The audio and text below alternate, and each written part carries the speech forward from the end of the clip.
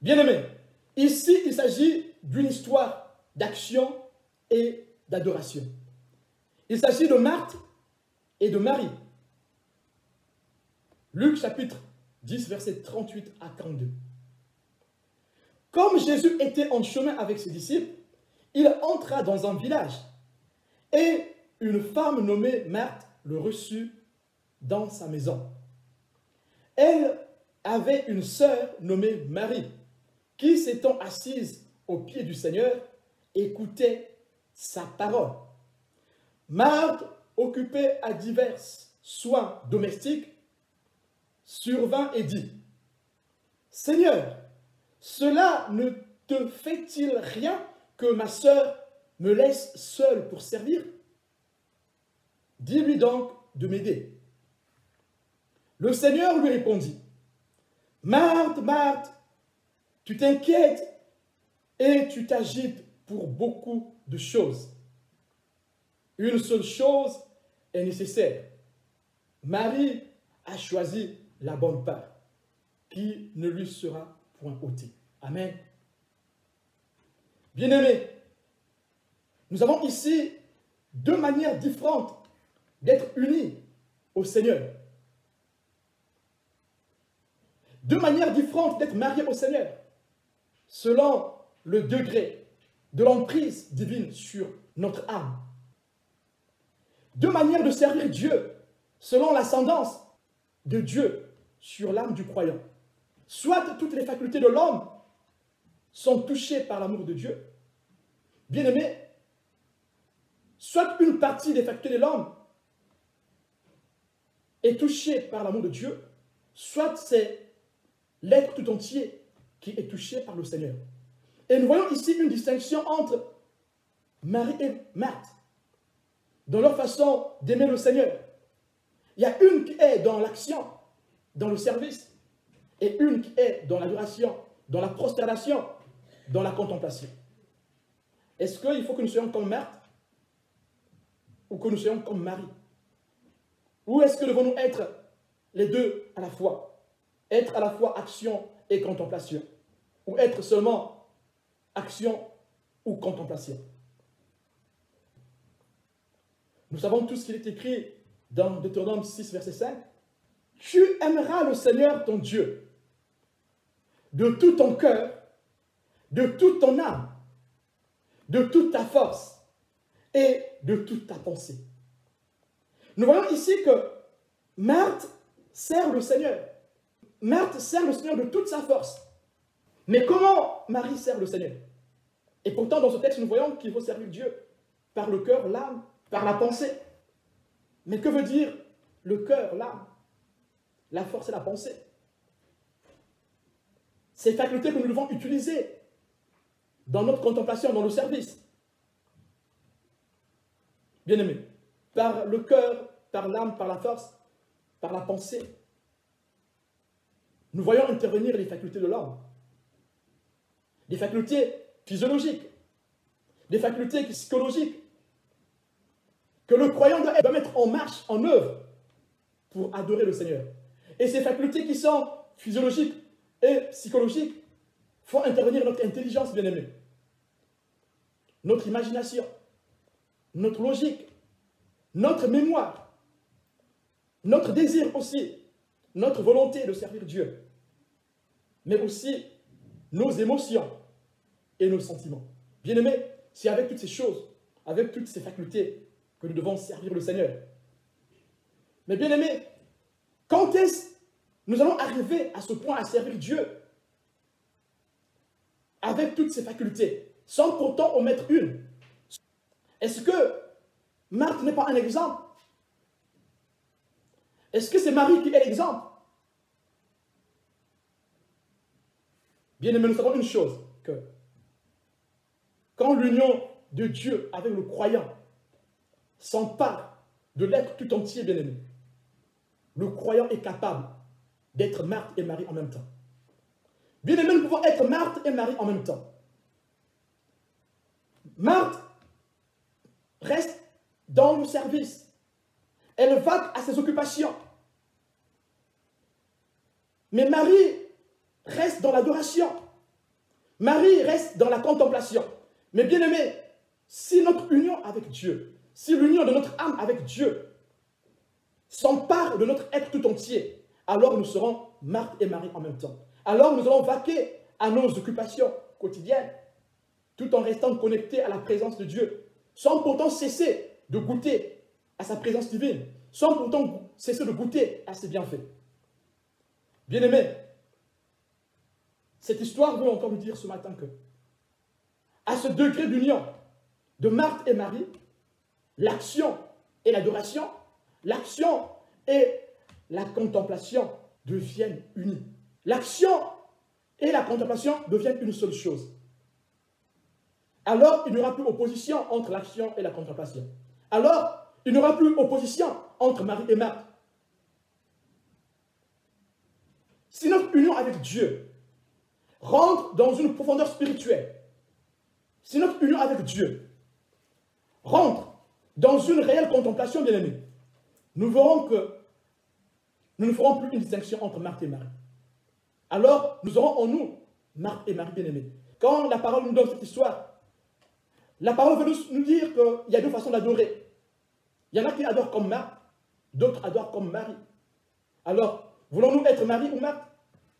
Mais bien-aimés, si nous rentrons dans une réelle union avec le Seigneur, si nous rentrons dans une union nuptiale avec le Seigneur, cette figure d'amour que le Seigneur Jésus nous a montrée quand il est venu sur terre, par son ministère, par sa dévotion au Père et à l'humanité. Et alors, si nous rentrons dans cette union avec lui, comme lui, il est uni avec le Père, alors il n'y aura plus une distinction entre Marie et Marthe. Nous ne ferons plus la différence entre Marie et Marthe. Nous ne serons plus Marthe, ni Marie, mais nous serons les deux à la fois. Et le Seigneur nous appelle ce matin, bien-aimés, d'être à la fois Marie et Marthe. Être au service du Seigneur, mais aussi être dans la contemplation, être au pied du Maître. Bien-aimés, nous allons voir ce que c'est être au pied du Maître. Bien-aimés, oui, à ce degré d'union, action et contemplation n'apparaissent plus opposés. Marthe et Marie marchent ensemble. Marthe et Marie cohabitent ensemble. Ainsi, le service pour celui qui devient Marthe et Marie, le service s'appuie sur la contemplation. Et nous verrons que pour cette personne qui devient Marthe et Marie à la fois, le service ne sera plus distingué à la contemplation. Le service de ce dernier devient une adoration. Et dans ces circonstances, Marthe ne dira plus à Marie de venir l'aider, puisque Marie est avec Marthe, Marie est en Marthe. Alors le service ira ensemble avec l'adoration. Il n'y aura plus une lutte entre l'adoration et le service, bien aimé. Dans cette histoire, nous voyons qu'il y a une lutte entre l'adoration et l'action. Le service est frustré. Marthe est frustrée. Bien aimé, celui qui a en lui Marthe et Marie, dans son unité avec le Seigneur, n'ira plus vers Jésus pour donner. Il ira vers Jésus pour recevoir. Voici le vrai service. Et le service sera juste un retour de ce qu'il a reçu. Parce qu'il a reçu, il donne ce qu'il a reçu. Bien aimé, j'aime bien ce texte de Job, Job 35, qui dit « Qu'as-tu que tu peux donner au Seigneur? Qu'est-ce que ta justice peut faire à l'Éternel? Ta justice est pour les hommes. C'est les hommes qui profitent de ta justice. » Et il dit aussi « Qu'est-ce que ton péché peut faire à Dieu? Quel tort que ton péché peut faire au Seigneur? Ton péché apportera malheur à ton congénère. » Bien-aimé, alors à ce stade, nous n'allons plus vers Dieu pour donner. Nous allons vers Dieu pour recevoir. Et le don, la donation, n'est que retour de ce que nous avons reçu. Alors, bien-aimés, ce que nous donnerons sera précieux. Ce que nous donnerons ne sera plus une chose extérieure à nous. Nous donnerons ce que nous sommes. Voici le vrai don, bien-aimé. Voici le vrai service. Le Christ l'a fait. Il a servi. Il a fait don de lui-même. Et alors, quand nous ferons une chose particulière, quand nous donnerons une chose qui est matérielle au Seigneur, ça ne sera pas une chose que nous donnerons, ça sera nous-mêmes que nous donnons au Seigneur. Et nous verrons qu'ici, dans cette circonstance, la donation n'est plus différente de l'adoration. La donation n'est plus différente de la contemplation. La donation n'est plus différente de la prosternation. En Pierre chapitre 2, versets 4 à 5. Approchez-vous de lui, pierre vivante, rejetée par les hommes, mais choisie et précieuse devant Dieu. Et vous-même, comme des pierres vivantes, édifiez-vous pour former une maison spirituelle, un saint sacerdoce, afin d'offrir des victimes spirituelles agréables à Dieu par Jésus-Christ. Amen. Et dans cette parole, nous voyons que celui qui s'unit avec le Seigneur, en étant à la fois Marthe et Marie, s'approchera du Seigneur comme des pierres vivantes. Ce dernier va s'édifier en formant une maison spirituelle. Et nous formons cette maison spirituelle, un sacerdoce pour Dieu, parce que notre union avec le Seigneur est réelle et véritable. Parce que nous sommes rentrés dans une réelle union nuptiale avec notre Seigneur. Et vous avez aussi cette référence dans Romains 12, verset 1. Nous voyons que dans ce récit, Marthe, ses vertus a donné, tandis que Marie reçoit en s'abandonnant totalement. Que pouvons-nous conclure dans ces deux actions? Action et contemplation, action et adoration. Celle qui est au pied qui adore et celle qui est en action pour servir. Les deux servent le même maître. Marie, elle est au pied du maître, en train d'adorer, en train d'écouter. Elle est profondément ancrée dans l'adoration. Mais Marthe aussi est profondément ancrée dans le service. Alors, en lisant cette histoire de Marthe et Marie, Marthe qui ses vertus a donné, tandis que Marie reçoit en s'abandonnant totalement, nous voyons que l'action procède de la contemplation. L'action tire sa source de l'adoration. La vraie action tire sa source de l'adoration. La vraie action tire sa source de la contemplation. Alors, bien-aimés, si nous voulons réellement servir le Seigneur, qui veut dire action, veut dire servir. Si nous voulons que le service soit accepté de Dieu, si nous voulons que le service monte comme une prière vers le Seigneur, alors il faut que ce service vienne de la contemplation, vienne de l'adoration. Bien-aimé, celui qui est élevé spirituellement sera être un bon serviteur. Et son service fera un avec la contemplation. Si nous voulons être vraiment des bons serviteurs, des servantes qui touchent le cœur du Père, soyons d'abord dans l'adoration, soyons d'abord dans la contemplation, soyons d'abord dans la prosternation. Alors le service que nous donnerons au Père sera un véritable service, un service accepté par le Seigneur. Nous avons l'exemple de Caïn et Abel. Caïn était dans le service. Il voulait impressionner par les actes. Et Abel était dans l'adoration. L'amour de Dieu était dans son cœur. Et l'offrande qui a été acceptée, c'est celle d'Abel. Contemplation et action. Bien-aimés, nous voyons qu'ici, nous allons comprendre plus tard avec Marthe que la vie de Marthe est une vie d'angoisse. Bien-aimés, l'action tire sa source de l'adoration. L'action pour nous qui sommes enfants de Dieu doit tirer sa source de l'adoration. L'action pour nous qui sommes des enfants spirituels doit tirer sa source de l'adoration, de la contemplation. Et ici, l'adoration devient un don total de soi, une donation totale de nous-mêmes. Alors, si nous nous donnons totalement nous-mêmes, tout ce que nous ferons ne seront que des dons que nous donnons au Seigneur. Nos services seront que des dons que nous ferons au Seigneur. Le Christ dit aux pharisiens, les pharisiens se contentent à faire des actions, mais ils oublient la véritable adoration. La véritable adoration qui garde le croyant dans des vertus que Dieu demande. La foi, l'amour et l'espérance. Ces vertus qui conduisent le peuple de Dieu à la justice, à la fidélité et à la vraie miséricorde. Matthieu 23, verset 23.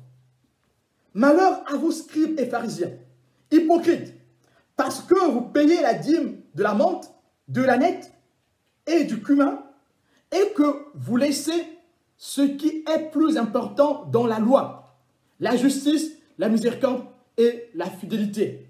Bien-aimés, ces trois vertus ici sont appelées des vertus théologales.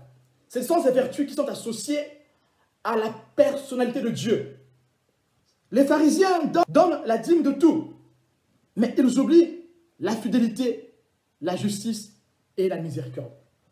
Or que ces choses ne peuvent venir en nous que si nous sommes dans une réelle union avec le Christ. Une réelle union nuptiale, où le Christ est réellement notre époux. Bien-aimés, à ce stade d'harmonie entre l'âme et l'esprit, le corps est soumis à l'esprit. Voilà pourquoi le don que nous ferons sera un vrai don. Voilà pourquoi il n'y aura plus opposition entre l'action et l'adoration. Parce qu'il y a harmonie entre notre âme et notre esprit. Notre esprit, pourquoi? C'est parce que notre esprit est associé à l'esprit de Dieu. Quand je dis notre esprit, je parle de l'esprit de l'homme. L'homme sans Christ, son âme n'est pas en harmonie avec son esprit. L'âme est confondue à l'esprit. Voilà pourquoi on l'appelle homme animal. L'animal n'a pas d'esprit. L'animal n'a que l'âme et le corps. Mais l'homme a une âme, le corps et un esprit. Mais quand nous sommes hors du champ de Dieu, nous sommes des animaux. Pourquoi? C'est parce que notre esprit est confondu à l'âme. Voilà pourquoi la parole de Dieu vient séparer cela. Et vous voyez, je pense, chapitre 4. La parole de Dieu qui peut séparer moi et jointure. Qui peut séparer l'âme et l'esprit. Seule la parole de Dieu peut nous emmener à distinguer l'âme et l'esprit. Et on arrive à ce point quand nous rentrons dans une réelle adoration. Et quand on arrive à ce stade d'harmonie, l'âme et l'esprit sont unis. L'âme accepte ce que dit l'esprit. Alors le corps est soumis à l'esprit. À l'esprit de l'homme, à l'esprit de Dieu. Puisque notre esprit est aligné à l'esprit de Dieu. Alors, dans cette circonstance, le corps marchera selon l'esprit. Et Saint Paul peut le dire. Il dit, marchez selon l'esprit. Et vous n'accomplirez pas les désirs de la chair.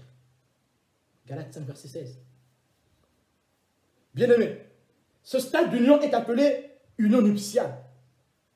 Et c'est un stade profond d'adoration. C'est un stade profond de contemplation. Ce stade d'union est appelé mariage spirituel. Nous sommes l'épouse du Seigneur. Et bien aimé, quand nous disons ce mot épouse du Seigneur, parfois nous ne comprenons pas la portée de ce que nous disons. Et nous voyons ici que l'épouse reçoit. Ce n'est pas l'épouse qui donne, bien aimé. L'épouse reçoit. L'époux donne, l'épouse reçoit. Nous sommes en état de réception. Alors notre service ne sera que sincère, parce que nous sommes en état de réception. Nous sommes conscients que c'est l'époux qui a donné, c'est l'époux qui entretient. Et alors nous serons dans une réelle adoration, bien-aimés. Nous savons que l'époux pourvoit toujours. Bien-aimés, cet état profond d'union avec le Christ est appelé union nuptiale, mariage spirituel avec Jésus. Bien-aimés, quand nous rentrons dans la profondeur de cette union, l'aspect de notre adoration devient un aspect amoureux. Bien-aimés, nous sommes dans un état amoureux à notre époux. Bien-aimés, c'est des profondeurs spirituelles qu'il faut comprendre, dans lesquelles il faut rentrer. Cette union nuptiale, bien-aimés, a un aspect amoureux, tel que nous pouvons le voir entre l'homme et la femme. Cette relation d'union entre l'âme du croyant et Dieu est vécue psychologiquement, bien-aimés, avec toutes les caractéristiques, comme étant un réel état amoureux. Et le Seigneur nous appelle encore ce matin de rechercher cet état. Bien-aimés, depuis quand est-ce que nous avons vécu cet état? Bien-aimés, si tu es dans cet état de contemplation où tu vis une union nuptiale avec le Seigneur, alors, bien-aimé, ton adoration va te faire expérimenter la vérité de Dieu. L'adoration dans laquelle tu seras, bien-aimé, va te faire goûter à la beauté du Seigneur. Cette adoration va te faire goûter à la joie du Seigneur. Cette adoration, bien-aimé, te fait goûter à la bonté du Seigneur. Cette adoration te fait goûter à la miséricorde de Dieu. C'est là que, bien-aimé, le croyant peut réellement éprouver l'amour, la réalité de l'amour du Seigneur. Et là, bien-aimé, ce n'est plus qu'une théorie, mais on vit cela comme étant une réalité. Marie est dans cette union où elle vit cet amour avec le Seigneur, étant comme un aspect physique, caractéristique de la psychologie. Tout son être, dans son intelligence, son imagination, sa logique, adore le Seigneur. Tout en elle adore le Seigneur. Marie est dans un état amoureux, sur le plan psychologique. Il aime son Seigneur. Il adore son Seigneur. Et c'est à cela que Dieu nous appelle bien-aimés. Bien-aimés, l'apôtre Pierre l'a dit, il dit, goûtez à la bonté du Seigneur. Bien-aimé, celui qui a goûté à cette union, bien-aimé, celui-là vivra l'amour de Dieu de façon psychologique. Son âme sera touchée de façon puissante dans cette adoration. Alléluia. Bien-aimé, ce dernier va goûter à la bonté de Dieu. Ce dernier va goûter à l'amour de Dieu parce qu'il est dans la contemplation. Alors, l'action ne sera que secondaire. Secondaire dans le sens où c'est logique qu'il donne. C'est logique. Et ce dernier va donner en tout. Dans la prière, il va donner. Pour son temps, il va donner. Dans le service, il va donner. Même sur le plan financier, il va donner. Sur tous les plans. Cette personne ne laissera rien. Parce que cette personne a goûté à l'amour de Dieu. Cette personne a goûté à la miséricorde de Dieu. Cette personne a goûté à la bonté de Dieu. Cette personne a goûté à la beauté de Dieu. Bien-aimé, et même dans tes prières, tu vas exprimer cette adoration d'une forme amoureuse, bien-aimé. Une chose qui est véritable, un amour véritable. Lisez ce que nous laissent les Écritures, les psaumes, les cantiques des cantiques. Dans quel état se trouve celui qui adore? Celui qui adore est dans un état amoureux. Parce que quand il est touché dans cette union, ce qui est physiologique en lui est aussi touché. Ce qui est psychique en lui, psychologique en lui est aussi touché. Alors cet état devient un état véritable d'amoureux. C'est dans cela que le Seigneur veut nous faire rentrer ce matin. Goûtons, goûtons, voyons combien est bon le Seigneur. 1 Pierre chapitre 2 verset 3. Bien-aimés, revenons sur les symbolismes de ce qui est dit dans ce texte. Luc chapitre 10 verset 38 à 42. Marthe s'inquiète, bien-aimés. Réalisons le texte. Verset 40. Marthe, occupée à divers soins domestiques, survint et dit, Seigneur, cela ne te fait-il rien que ma sœur me laisse seule pour servir? Dis-lui donc de m'aider. Le Seigneur répond, Marthe, Marthe, tu t'inquiètes et tu t'agites pour beaucoup de choses. Une seule chose est nécessaire. Bien-aimé, Marthe s'inquiète. Marthe s'agite beaucoup. Qu'est-ce que cela veut dire? Ici, dans ce texte, nous voyons quelle est la disposition spirituelle de Marthe. Quand Marthe s'inquiète pour beaucoup de choses, mais il ne s'agit plus que du service de Dieu. Parce que celui qui a compris ce qu'est le service ne va pas s'inquiéter. Même si personne ne t'aide, tu vas continuer à servir.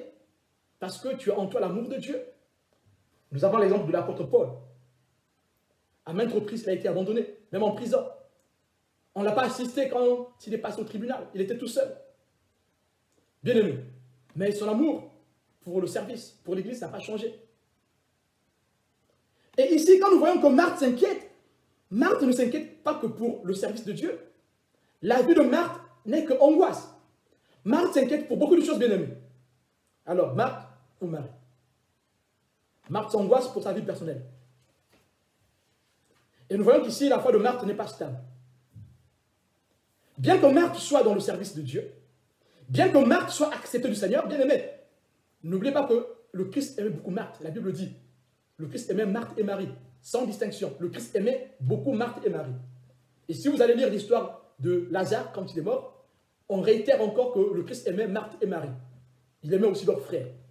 Alors nous voyons qu'ici, Marthe n'est pas quelqu'un de marginal dans la foi. Marthe, c'est quelqu'un qui a la foi, mais qui donne plus de temps au service, qui a oublié ce qui est nécessaire.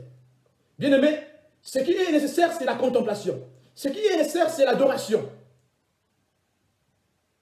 Quand tu adores, bien aimé, tu seras en communion avec l'Esprit de Dieu. Alors, quand tu failliras, l'Esprit de Dieu prendra la relève. Bien aimé, celui qui est dans le service, celui qui privilégie le service, quand il se trompera, personne ne pourra le remettre sur la bonne voie parce que le service n'est que action. Et le service peut nous faire rentrer dans la routine. Mais or, si nous associons au service la contemplation, or que si nous devenons Marthe et Marie, nous n'allons plus nous angoisser. Bien aimé, quand l'angoisse voudra venir nous hanter, Marie s'élèvera dans l'adoration. Parce que Marie est au pied du Maître. Alors Marthe aura de la force pour continuer à servir. Ayons en nous Marthe et Marie. Implorons le Seigneur pour cela. Bien-aimés, quoi que nous fassions, nous devons le faire pour notre Seigneur Jésus-Christ. Alors, si tel est le cas, l'inquiétude, l'angoisse ne vont plus s'immiscer dans notre quotidien. L'angoisse, l'inquiétude s'immisce dans notre quotidien, c'est parce que nous sommes restés que Marthe. On n'a jamais été mari.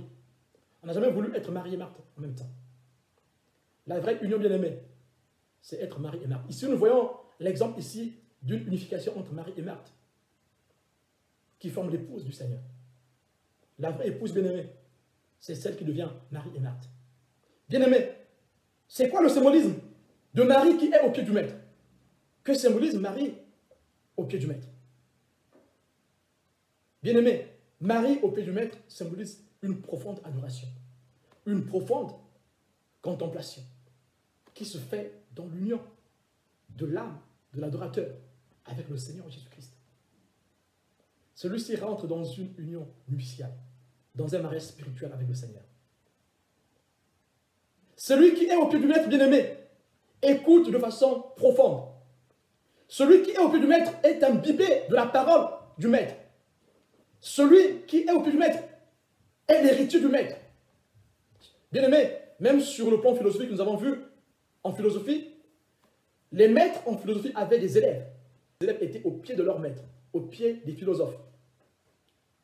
Alors, ils étaient imbibés de l'enseignement du philosophe. Et ici, vous allez voir aussi que Marie, étant au pied du Maître, écoutait attentivement. Marie, étant au pied du Maître, était dans une profonde adoration, dans une profonde prosternation. Celui qui est au pied du Maître est dans une profonde contemplation. Alors, il saura quand est-ce servir, quand est-ce adorer. Il n'y aura plus de conflit entre Marie et Marthe. Si nous sommes dans la réelle adoration, il n'y aura plus de conflit entre le service et l'adoration. Alors, le service ne va pas nous épuiser.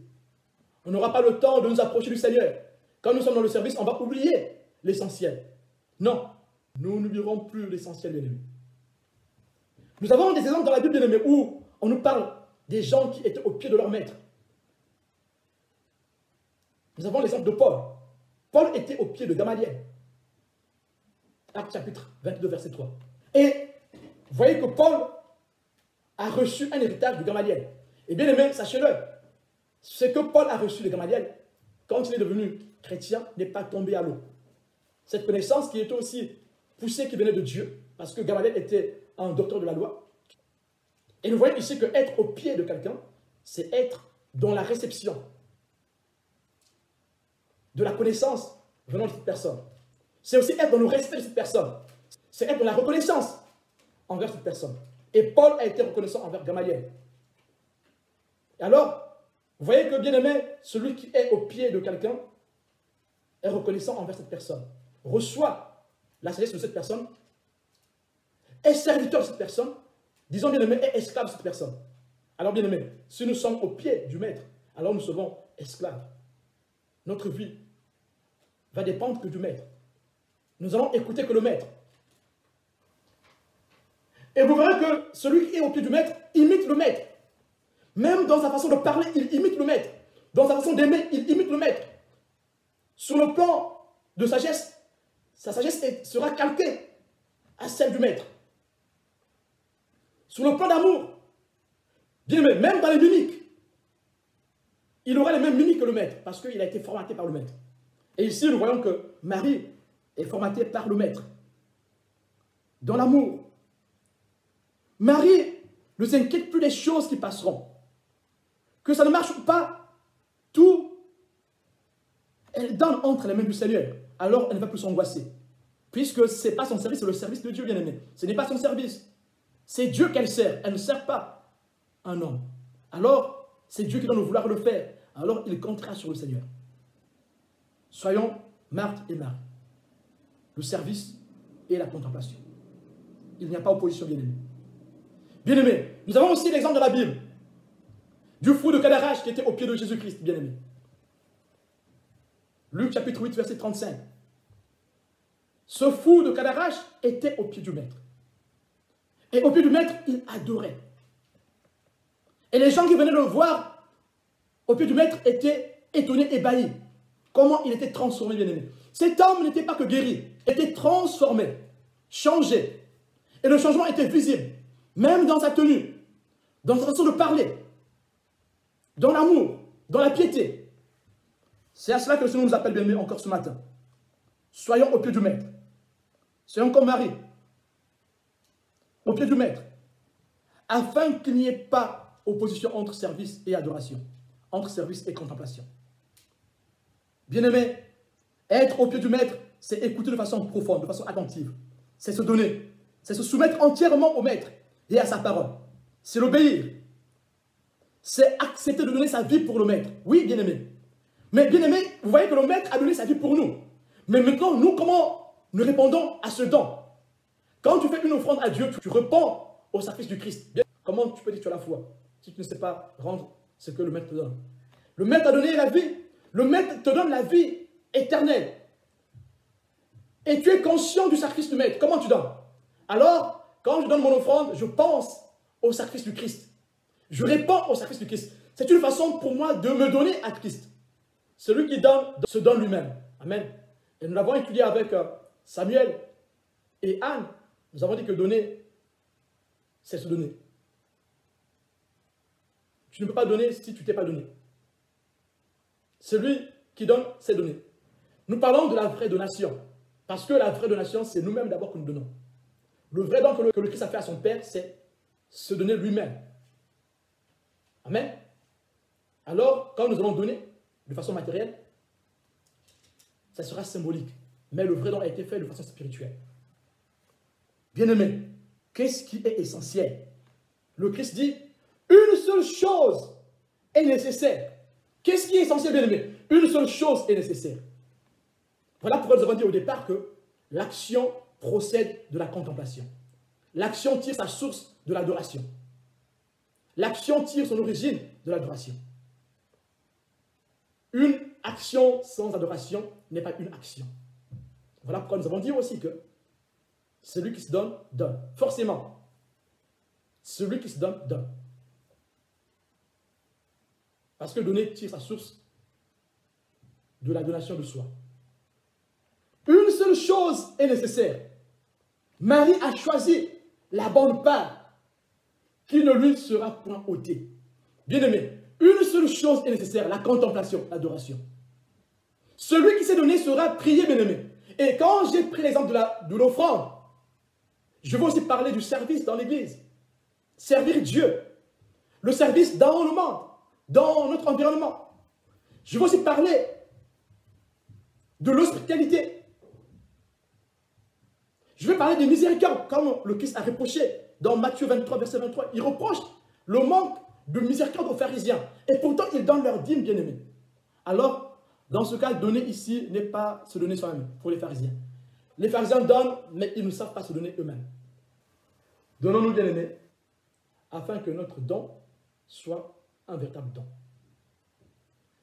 Donnons-nous nous-mêmes, bien-aimés, afin que notre service soit accepté de Dieu. Bien-aimés, bien qu'il soit essentiel de servir Dieu, une seule chose est plus importante, bien-aimés, et nécessaire. Et pourtant, c'est louable.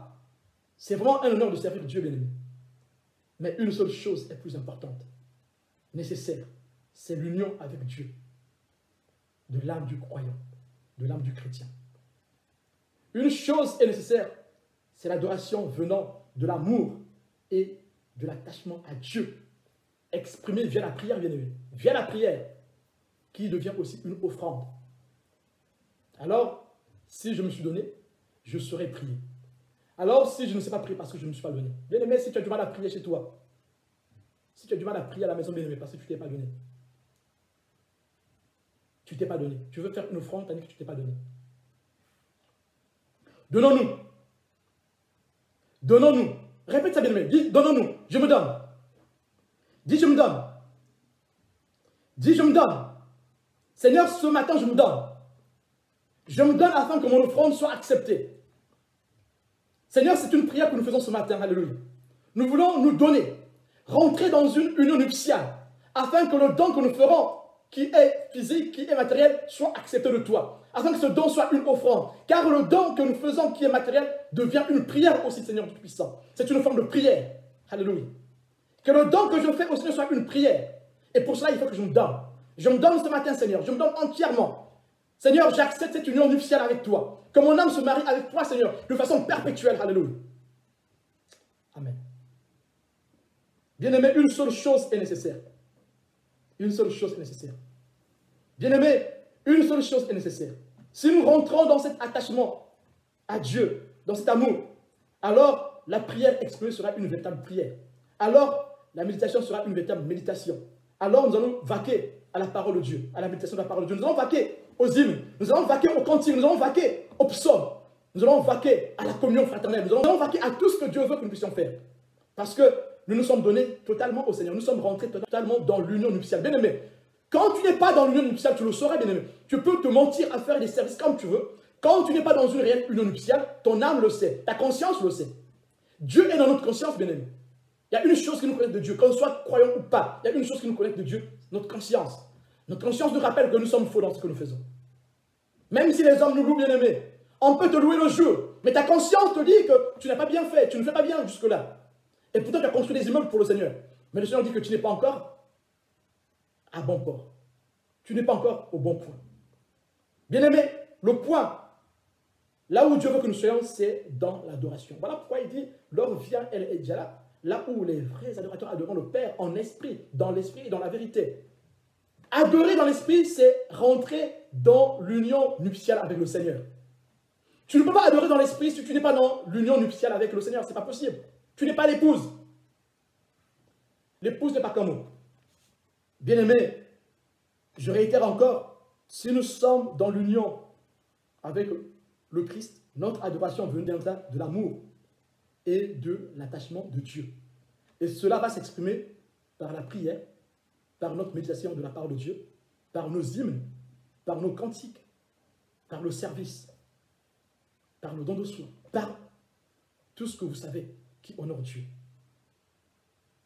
Bien-aimés, nous sommes tellement occupés dans le service que nous oublions de prendre du temps avec le Seigneur dans la communion intime et individuelle. Nous sommes formatés aujourd'hui d'adorer les hommes qu'on appelle papa. Nous jurons qu'au nom du pasteur. Alors, il n'y a plus une réelle communion avec le Seigneur puisque nous savons que l'autre secours est là, le pasteur. Dès qu'il y a une chose, je vais l'appeler et je vais courir vers lui. C'est lui mon conseiller. Alors, il est où le véritable conseiller? Comment on appelle le Christ? Dans Isaïe, Admira. On l'appelle conseiller. Alors, voilà, voici le premier conseiller. Celui qui est dans l'union nuptiale. Il sait que mon conseiller, c'est le Christ. Alors, s'il y a une chose, je cours vers le conseiller, le Christ. Bien-aimés, cherchons à nous unir avec le Christ de façon personnelle, pas par l'intermédiaire du pasteur ou de l'ancien ou du frère qui sait bien prier, qui parle en langue. Cherchons à nous unir au Seigneur de façon personnelle, de façon individuelle. C'est une chose que tu peux faire chez toi, bien-aimé. Et voilà pourquoi ce thème, bien-aimé, parce que nous sommes dans des circonstances où on doit chercher Dieu par nous-mêmes maintenant, à la maison. Le pasteur n'est plus là, bien-aimé. Nous avons la grâce ce matin d'avoir ce culte ensemble, mais d'autres n'ont pas de grâce. Nous avons une bonne connexion. Alléluia, nous bénissons le Seigneur. Mais pour ceux qui sont dans des pays où il n'y a pas une bonne connexion, ils n'ont pas pu se réunir. Alors que feront-ils? Alors nous repartons à la source. La source, c'est la communion avec Dieu, qui est d'abord individuelle. Pas par le daddy, pas par papa. Papa lui-même aussi a besoin d'être en communion avec Dieu. Celui qu'on appelle papa, lui aussi, il a besoin d'être en communion avec Dieu. Cherchons Dieu. C'est là que Dieu va se manifester. Bien-aimé, si chacun de nous se marie avec le Seigneur, si vraiment notre union nuptiale est sincère et véritable, alors nous formerons une force. Quand nous serons ensemble unis, en un lieu, le Seigneur va se manifester de façon puissante parce que cette présence est corporelle, est physique et ça sera véritable.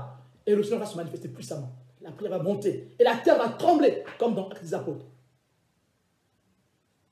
Mais bien aimé, si nous avons vendu notre doigt d'aînesse au pasteur ou à l'ancien ou au frère qui parle en langue, il n'y aura pas la force, bien aimé. La force vient de nous tous, pas d'un seul chrétien.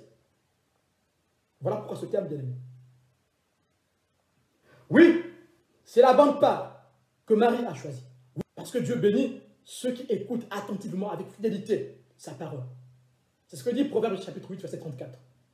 Dieu bénit ceux qui écoutent avec fidélité sa parole. Ceux qui sont au pied du maître, c'est ceux-là qui sont bénis. C'est aussi ceux-là qui peuvent faire le vrai service que Dieu accepte.